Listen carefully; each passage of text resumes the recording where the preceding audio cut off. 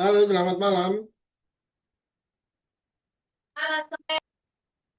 Suara saya bisa terdengar jelas? Malam Kak, bisa bisa. Bisa ya, baik.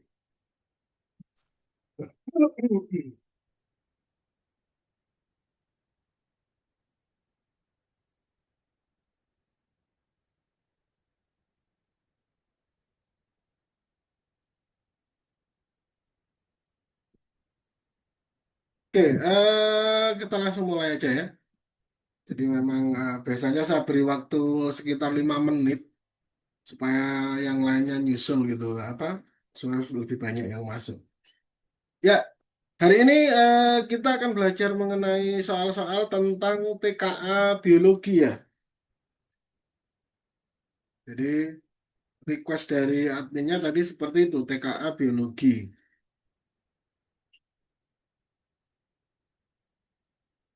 Ini saya langsung share dari PPT, mohon maaf dari PDF maksud saya. Jadi saya mau jadikan PPT masih belum sempat ya.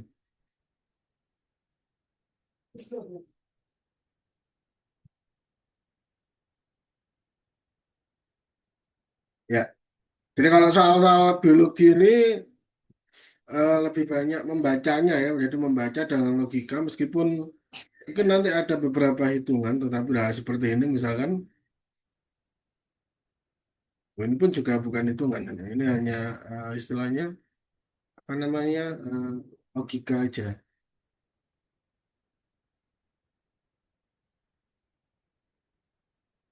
Ya kita mulai ya. Baik, Assalamualaikum warahmatullahi wabarakatuh. Selamat malam.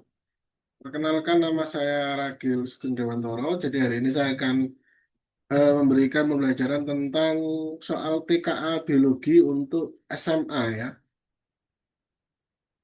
Nah,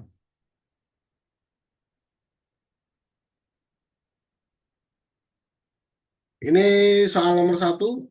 Elemennya adalah keanekaragaman hayati. Kemudian adalah klasifikasi dan subelemennya. Kompetensinya dalam menganalisis prinsip klasifikasi dan permasalahan keanekaragaman hayati. Indikatornya adalah penyebab penurunan populasi spesies endemik di Indonesia. Yang dibahas kali ini adalah badak Jawa atau disebut dengan Rhinoceros sondaicus ya. Jadi sonda ini karena dia di Sunda ya, di Jawa Barat ya. Disebutkan bahwa ini adalah spesies endemik Indonesia yang kini berstatus kritis dan hanya ditemukan di Taman Nasional Ujung Kulon. Jadi populasinya memang terus menurun ya. Salah satunya adalah pembangunan infrastruktur, kemudian keragaman genetik yang rendah, meningkatkan resiko penyakit dan menurunkan peluang kehidupan keturunannya. Jadi keragaman Biologi. genetik. Kenapa? Ya kenapa Mbak Chelsea? Silakan.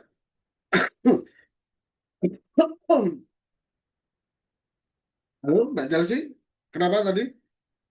Enggak, atau kepencet? Ya, jadi requestnya admin tadi TKA biologi yang diminta. Jadi dari admin tadi di WA-nya minta TKA biologi SMA.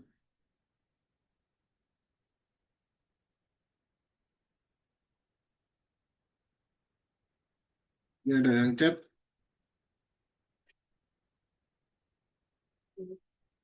Oh, kepencet. Oke. Ya, jadi untuk di bimbel ini itu sistemnya kami pengajar itu hanya menuruti request dari admin itu ya. Jadi adminnya minta bab ini, maka kita ajar bab ini. Adminnya minta ini, kita ajar ini gitu ya. Oke, kembali lagi ke mana tadi sampai mana tadi ya? Keragaman genetik ini ya. Keragaman genetik rendah keragaman genetiknya sehingga meningkatkan risiko penyakit. Selain itu, gangguan manusia seperti perburuan menyebabkan perubahan perilaku yang menghambat reproduksi. Jadi selain ada faktor internal, juga ada faktor eksternalnya yang menyebabkan badak ini istilahnya cepat punah ya, atau cepat menurun. Ya, perdagangan cula ini jelas mengancam ya. Ini yang disebut perburuan ya. Mungkin sudah pemerintah sudah berusaha dengan melindungi Taman Nasional Ujung Kulon itu sudah memasukkan sebagai tempat perlindungan satwa, tetapi kan namanya pemburu atau kalau di itu namanya penjahat pasti punya cara gitu ya. Deforestasi ini adalah pengurangan lahan hutan ya. Bisa digunakan untuk pembangunan, bisa digunakan untuk sawah, atau digunakan untuk kebun misalkan. Itu deforestasi. Jelas ini juga mengganggu karena mengurangi ruang jelajahnya. Perubahan pola migrasi. Nah, kalau pola migrasi ini sepertinya tidak ya, karena sampai saat ini badak di ujung kulon ini itu tidak ditemukan bermigrasi ke tempat lain. Jadi sepertinya ini bukan. Oh ya, untuk soal TKA, untuk yang bagi yang belum tahu ya, soal TKA itu satu soal itu bisa lebih dari satu jawaban. Jadi soal TKA itu tidak harus atau tidak semuanya bentuk pilihannya adalah pilihan ganda seperti A, B, C, D gitu ya. Yang kita harus memilih salah satunya. Nah, terkadang soal TKA adalah seperti ini. Kalau yang ini lebih dari satu jawaban pasti ya. Atau bisa jadi satu jawaban ya. Nah, ini kalau misalkan lebih dari satu jawaban, misalkan Anda hanya pilih ini dan ini, maka dianggap salah jawabnya ya. Jadi harus semua jawaban harus dicentang atau dipilih.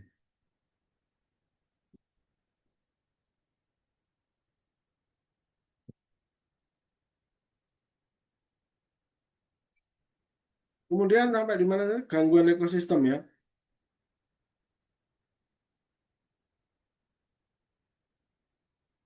Ya, gangguan ekosistem akibat masuknya varian lain atau akibat masuknya apa namanya spesies lain. Ini juga bisa menyebabkan penurunan jumlah spesies dari badak ya, karena dia harus bersaing. Misalkan ada dimasukkan di situ di Taman Nasionalnya, misalkan banteng ya. Nah, itu jelas akan mengganggu karena dia apa mengalami persaingan untuk mencari makanan ya. Nah, jadi penambahan spesies lain ini juga masuk ke dalam salah satu yang ini kalau cari di sini sebentar.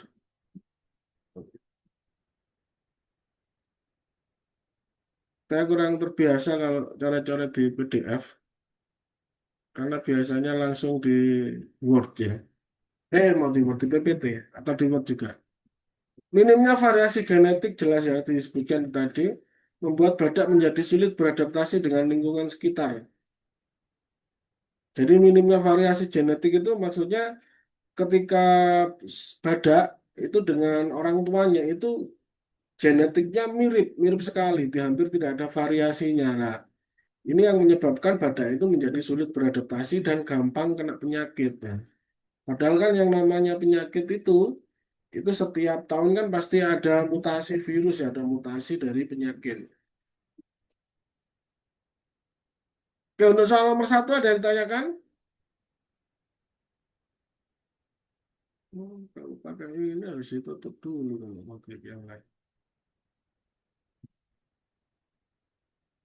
Ini ada ikut bergeser ya, kalau coretannya.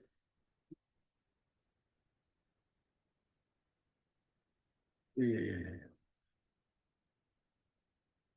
Soalnya saya baru pakai yang coret-coretan di sini. Berarti memang lebih enak di PDF ya untuk coret-coret ya. Untuk di PPT, mohon maaf. Soal nomor dua adalah tentang makanan yang diawetkan. Dalam hal ini adalah produk ikan awetan. Disebutkan di sini bahwa produk ikan awetan itu seringkali terjadi kasus keracunan yang disebabkan oleh bakteri Clostridium botulinum ya. Ciri-cirinya untuk produk yang terkontaminasi memiliki kemasan rusak atau bocor, bau menyengat, kemudian warna pudar, dan rasa tidak enak. Gejala keracunan yang muncul, penglihatan, kelemahan otot, kesulitan menemual, mual, muntah, dan sakit perut. Nah, ini bisa menyebabkan kematian jika tidak ditangani dengan cepat. Yang ditanyakan adalah mekanisme utama peran Clostridium botulinum. Bisa digeser kalau nggak ditutup ini. Oke, oke.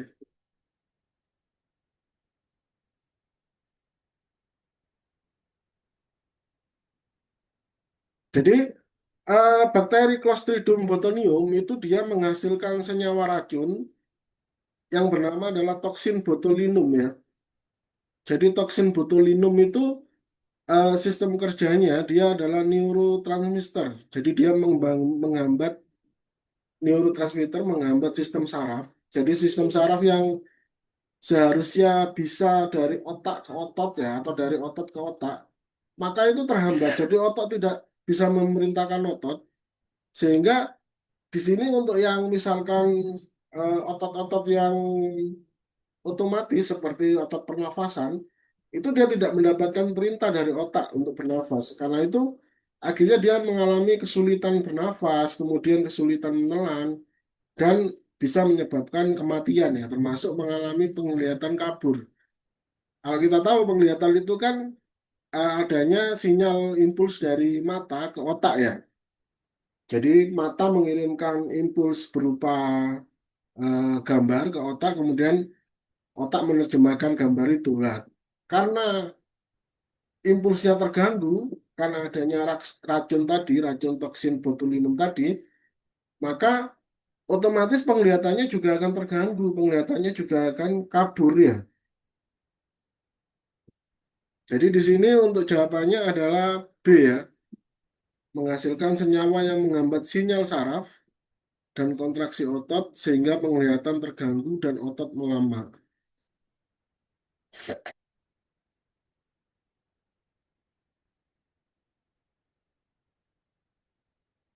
Ini paling enak tulis di mana ya sih? Sebentar ya. Tadi saya mau ganti ke ke PPT, ternyata banyak gambarnya jadi yang bawah-bawah, jadi harus satu-satu gitu ya. Dan saya nggak nutupi tadi mau ganti. Supaya ini nggak bisa. Oke, ya, yuk.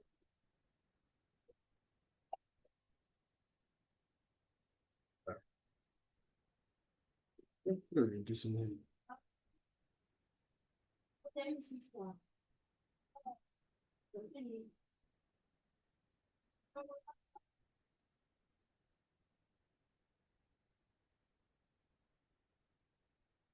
Gitu. diprotek ya, jadi nggak bisa di draw ya PDF-nya. Jadi ini jawabannya B ya, menghasilkan senyawa yang menghambat sinyal saraf dan kontraksi otot sehingga penglihatan terganggu dan otot melemah. Jadi racunnya itu hampir mirip-mirip kayak bisanya ular ya. Jadi beberapa bisa ular itu adalah bersifat neurotransmitter ya. Jadi mengganggu pusat saraf. Jadi bisanya ular atau racunnya ular itu ada dua jenis. Ada yang bersifat neurotransmitter, ada yang bersifat merusak darah. Jadi darahnya menggumpal. Karena darahnya menggumpal, maka akan kesulitan untuk mengalir darahnya. Karena darahnya kesulitan mengalir, maka dia akan menyebabkan sesak nafas dan kematian juga akhirnya.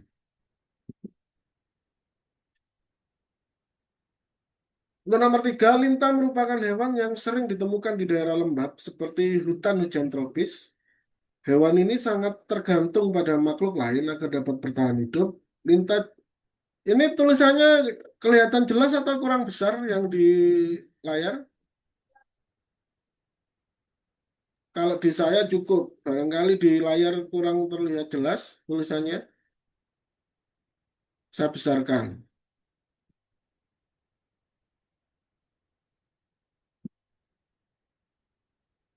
besarkan dikit aja ya. Ini ya.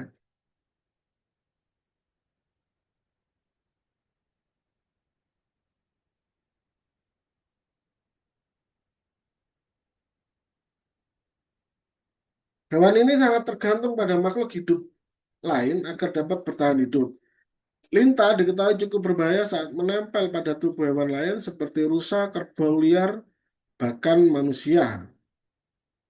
Nah, dalam interaksinya dengan makhluk hidup lain, lintah akan apa? Lintah ini gimana dia? Dia akan melekatkan diri pada makhluk hidup lain untuk menghisap darahnya ya.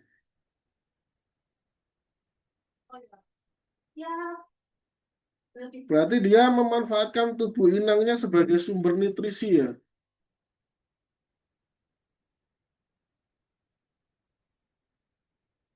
Jadi dia menggunakan tubuh inangnya, inangnya itu yang ditempel ya. Inangnya sebagai sumber nutrisi, inangnya yang dimakan ya. Meskipun yang di sini dimakan hanya darahnya aja. Dan lintah ini juga menghasilkan zat antikoagulan darah yang bisa menyebabkan darah itu tidak mudah menggumpal. Jadi kalau kita ketahui ketika kita terluka, misalkan kita terkena silet gitu ya, itu lama-kelamaan akan berhenti kan darahnya. Salah satunya karena darah punya sifat menggumpal. Jadi darah yang ada di dekat luka itu dia akan menggumpal, menutup. Nah, tetapi lintah memiliki zat untuk menghentikan penggumpalan itu. Sehingga dia akan terus bisa sedot sampai kenyang ya, sampai sepuasnya dia gitu. Lintah itu bisa menyedot darah sampai sepuasnya dia. Dan orangnya juga tidak terasa yang ketempelan itu. Karena ada zat tadi itu, antikoagulan itu. Ini jawabannya B berarti ya. Memanfaatkan tubuh inangnya sebagai sumber nutrisi.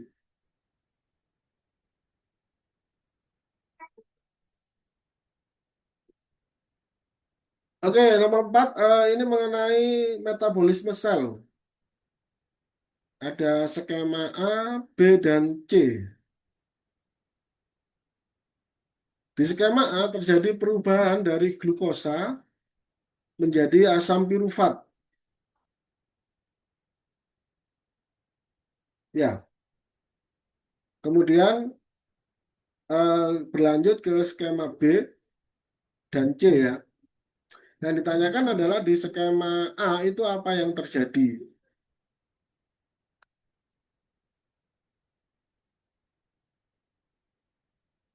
Ya, jadi yang terjadi di skema A itu adalah terjadinya proses glikolisis ya.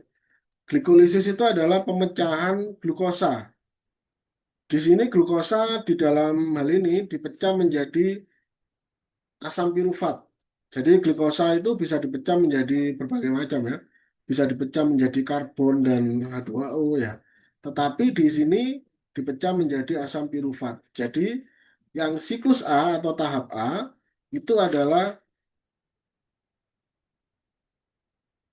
termasuk glikolisis ya. Jadi di sini yang terjadi adalah ini, proses pengubahan glukosa menjadi asam pirufat dengan penambahan gugus oksigen. Kalau yang A, yang jawaban A, ini adalah di proses B ya. Jadi di proses B itu terjadi masuk ke dalam siklus Krebs atau disebut dengan siklus asam sitrat. Jadi asam pirufat yang tadi itu masuk ke dalam siklus Krebs dengan terlebih dahulu diubah menjadi asetil CoA. Nah, selanjutnya nanti di situ baru akan masuk ke C, yaitu rantai transport elektron. Di sini baru dihasilkan energi ya, yang berupa ATP. ATP ini yang nanti akan menghasilkan energi.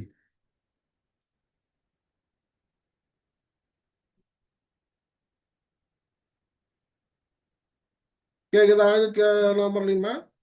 Kalau ada yang tanya langsung ditanyakan ya, supaya tidak apa namanya. Jadi langsung nomor berapa yang nanyakan.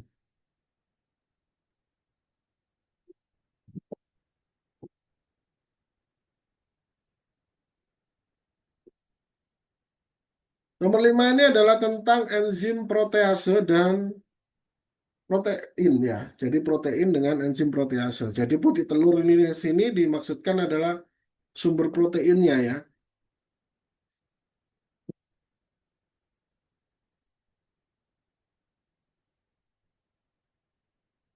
Kemudian ada 3 perlakuan di sini ya, yang di tabung A hanya putih telur plus protease.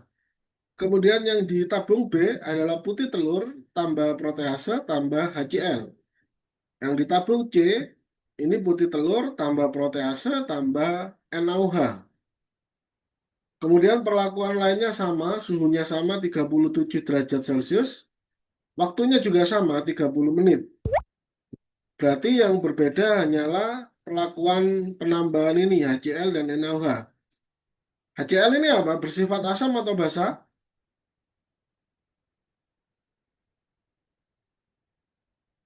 Asam ya. HCl ini asam, NaOH ini basa. Ya, jadi di sini yang berbeda adalah pH-nya. Kalau di sini di nabung A itu pH-nya netral karena tidak ditambahkan zat asam atau zat basa. Di tabung B pH-nya asam karena ditambahkan asam kuat. Sedangkan di C ini pH-nya adalah basa ya karena ditambahkan basa kuat.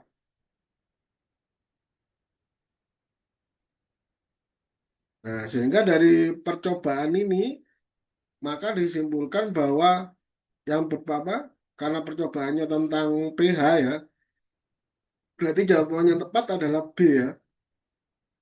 pH lingkungan tempat enzim protease bekerja. Karena suhunya sama, larutannya sama, waktunya juga sama. Kemudian jenis substratnya juga sama, yaitu putih telur. Konsentrasi enzim proteasenya juga sama, yaitu 1 ml. Berarti hanya pH saja di sini yang berbeda. Jadi pengaruhnya seperti itu. Jadi kita enggak perlu tahu kalau keruh itu bagaimana, agak keruh itu bagaimana maksudnya ya. Sebenarnya enzim itu juga sebagian besar adalah terdiri dari protein ya. Jadi enzim itu penyusunnya adalah protein. Dan protein itu memang sangat dipengaruhi oleh tingkat keasaman dan tingkat kebasahan atau pH ya. Jadi dia bekerja pada pH tertentu. Kalau di sini yang mendekati eh, keadaan netral ini adalah keruh ya. Berarti sepertinya enzim protease ini lebih bagus bekerja jika dalam keadaan basah ya. Ini kan kalau netral dia jadi agak keruh. Kalau apa namanya basah asam dia malah bening. Sedangkan yang tambah basah maka dia menjadi keruh. Berarti dari agak keruh menjadi keruh. Nah, sepertinya yang protease ini bekerja di keadaan basah ya.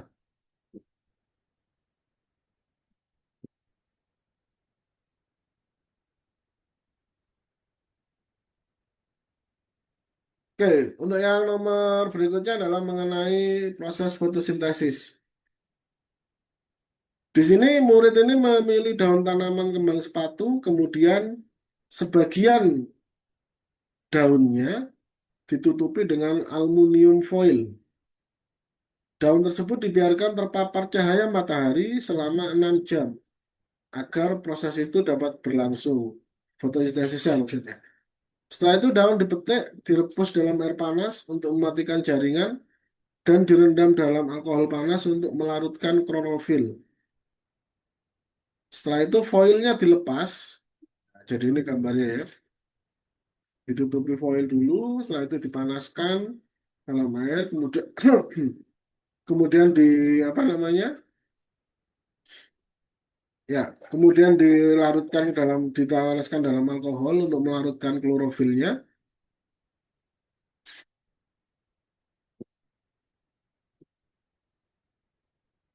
Nah, setelah itu ditetesi dengan lugol. Jadi lugol ini adalah zat kimia yang bereaksi dengan amilum. Jadi amilum ini adalah karbohidrat ya. Jadi lugol ini kalau ketemu dengan karbohidrat, maka dia akan berubah warna menjadi biru kehitaman. Jadi dari yang warnanya cerah, dia menjadi gelap warnanya. Kita pindah link dulu ya teman-teman. Sebentar lagi ya, kurang 1 menit sebentar. Sedangkan bagian yang tertutup tetap berwarna pucat. Jadi yang ditutupi tadi, ditutupi aluminium foil itu tidak bereaksi ternyata dengan lugol. Nah, artinya apa? Artinya di daun yang tidak ditutupi oleh aluminium foil itu terdapat amilum, sedangkan yang ditutupi tidak terdapat amilum. Kok bisa gitu? Karena untuk yang ditutupi tidak terjadi proses fotosintesis karena dia tidak terkena cahaya matahari. Ya, sedangkan yang tidak ditutupi karena dia terkena cahaya matahari sehingga terjadi proses fotosintesis dan dihasilkanlah amilum. Amilum ini juga sejenis pati ya, sejenis karbohidrat ya. Nah, maka berdasarkan percobaan tersebut, faktor yang mempengaruhi fotosintesis pada daun tersebut adalah apa? Intensitas cahaya ya pada permukaan daun ya. Karena yang ditutupi adalah cahaya yang dihalangi.